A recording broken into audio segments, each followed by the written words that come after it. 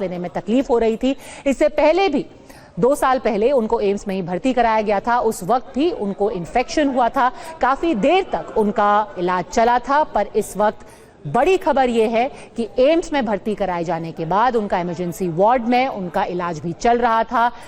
AIIMS के निदेशक भी वहां पहुंच चुके थे। कुछ देर पहले ही प्रधानमंत्री मोदी ने भी मनमोहन सिंह जी के परिवार से फोन पर बात की थी, उनकी हालत का जायजा लिया था। और अब ये बड़ी खबर आ रही है, बीजेपी अध्यक्ष जेपी नड्डा भी इस वक्त पहुंच गए हैं, एम्स पहुंच गए हैं। प्रियंका गांधी वड्रा वहां पहले से ही मौजूद हैं। जो आप सुरक्षा के इंतजाम देख रहे हैं, लगातार अब लोगों का आना जाना वहां जारी है। कुछ देर पहले ही पूरा परिवार डॉक्टर मनमोहन सिंह का एम्स पहुंच चुका था। प्रियंका गांधी वड्रा भी उसके फौरन बाद ही वहां पहुंच चुकी थी। इसके तुरंत बाद प्रधानमंत्री मोदी ने फोन से बात की थी गुरशरण कौर जी से, पता लगाने की कोशिश की थी कि डॉक्टर मनमोहन सिंह का इलाज कैसा चल रहा है। पर इस वक्त की बड़ी खबर कि 92 साल की उम्र में आखिरकार डॉक्टर मनमोहन सिंह का निधन हो गया और अब वो हमारे बीच नहीं रहे हैं। राज्यसभा से सांसद थे वो, असम से राज्यसभा के लिए चुने गए थे।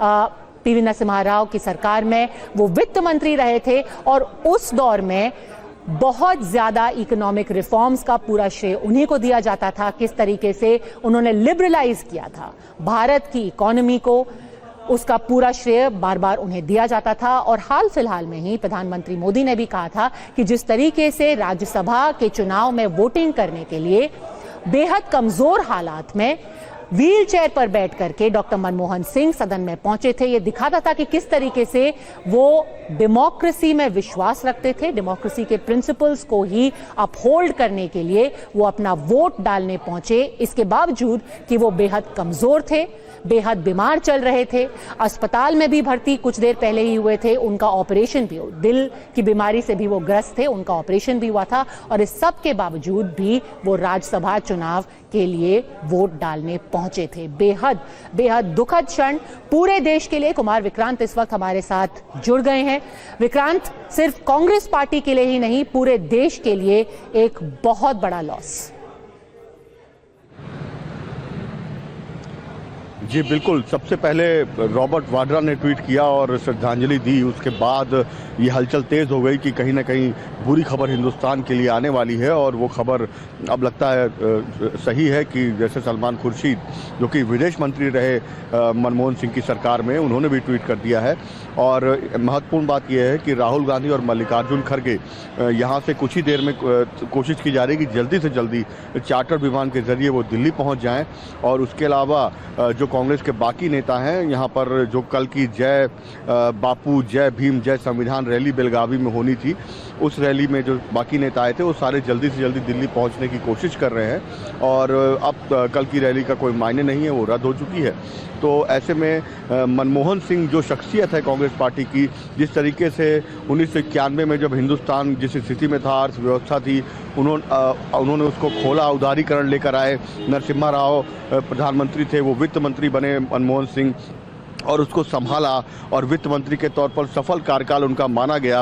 और 2004 में जब सोनिया गांधी ने प्रधानमंत्री का पद ठुकराया, जब तमाम ओर से विदेशी मूल का मुद्दा उठा, तो उस वक्त सोनिया गांधी ने किसी राजनेता को नहीं, डॉक्टर मनमोहन सिंह को चुना। और मनमोहन सिंह लगातार 10 साल तक, आप कह सकते हैं कि जवाहरलाल नेहरू के बाद मनमोहन सिंह कांग्रेस के वो प्रधानमंत्री रहे जो लगातार 10 साल हिंदुस्तान के प्रधानमंत्री रहे। इंदिरा गांधी भी लगातार 10 साल एक ही बार में प्रधानमंत्री नहीं रह सकी। तो आप मनमोहन सिंह के कद का अंदाज़ा लगा सकते हैं। मुस्कुराते रहते थे और वो उनका वो डायलॉग सबको याद होगा कि हज़ारों सवालों से बेहतरीन मेरी चुप्पी है। तो कम बोलते थे लेकिन अर्थव्यवस्था को आगे ले जाने की हमेशा बात करते थे। और वो मनमोहन सिंह के, आप अगर सियासी बात करें तो 2008 में न्यूक्लियर डील को कौन भूल सकता है, जब सोनिया गांधी ने मनमोहन सिंह का साथ दिया और लेफ्ट दूर हो गया कांग्रेस से, और लेफ्ट आज कहाँ पर है। तो मनमोहन सिंह की शख्सियत खाली कांग्रेस के लिए नहीं, पूरे हिंदुस्तान के लिए हमेशा के लिए याद की जाएगी। और ये बड़ा झटका है उनकी। पर मैं जल्दी से रुख कुमार कुंदन का भी करना चाहती हूँ क्योंकि वो इस वक्त एम्स के बाहर ही मौजूद हैं। अब ये खबर पुख्ता हो गई है, क्या एम्स की तरफ से कोई भी स्टेटमेंट आया है कुंदन?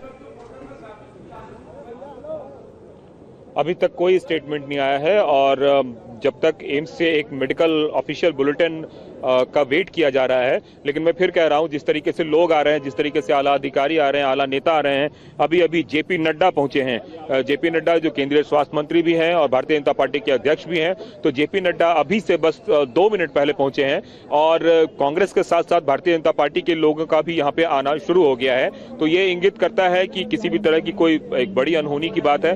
लेकिन हाँ, इतना जरूर है कि अगर हम बात करें एम्स की, तो एम्स की तरफ से अभी तक कोई ऑफिशियल बुलेटिन नहीं आया है। एम्स की तरफ से बताया गया है कि अब से थोड़ी देर बाद उनके स्वास्थ्य को लेकर एक ऑफिशियल बुलेटिन जारी किया जाएगा। अब वो बुलेटिन क्या होगा, किस तरह की बातें हैं, इसका हमें इंतजार जरूर है।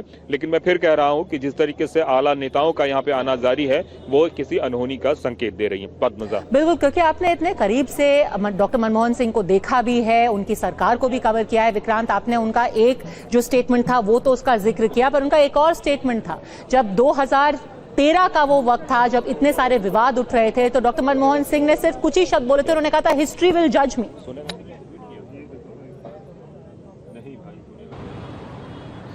जी बिल्कुल, मनमोहन सिंह बहुत कम बोलते थे। हालांकि बाद में उनको बीजेपी की ओर से मौन मोहन सिंह भी कहा गया, लेकिन मनमोहन सिंह हमेशा ये कहते थे कि मैं अपने काम से जवाब देना चाहता हूं। आप याद करिए, मनमोहन सिंह के कार्यकाल में जब विरोध आया या बीजेपी के आरोप लगे कांग्रेस के या यूपीए के नेताओं पर, तो उन पर भी मनमोहन सिंह ने आप कह सकते हैं कार्रवाई कर दी। ए राजा को कौन भूल सकता है, जिनके खिलाफ टेलीकॉम घोटाले मामले में मनमोहन सिंह ने कार्रवाई कर दी। हालांकि सुप्रीम कोर्ट का उसमें बहुत महत्वपूर्ण रोल रहा। तो मनमोहन सिंह अपनी छवि को लेकर बहुत सजग रहते थे। उनका ये कहना रहता था कि वो अपनी छवि से समझौता नहीं कर सकते। और जैसा मैंने कहा कि न्यूक्लियर डील के दौरान जब यूपी में सरकार गिरने वाली थी, तो मनमोहन सिंह ने कहा था, मैं इस्तीफा दे देता हूं, किसी और को आप प्रधानमंत्री बना लीजिए। सोनिया गांधी से कहा था, लेकिन न्यूक्लियर डील पर मैं आगे बढ़ना चाहूँगा, ये देश के लिए बेहतर है।